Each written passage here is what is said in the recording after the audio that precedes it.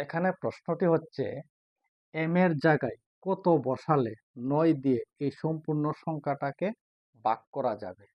দেখুন অঙ্কর আনসার কিভাবে বের করতে হবে। অঙ্কর আনসার বের করতে হলে এই যে নাম্বারগুলি আছে সবগুলি নাম্বার প্রথম যোগ করতে হবে। তাহলে এখানে দেখুন ৫ আর ৮ যোগ করলে ১৩, ১৩ আর ৫ যোগ করলে ১৮, ১৮ সঙ্গে ২ যোগ করলে ২০, ২০ আর ৪ যোগ করলে ২৪।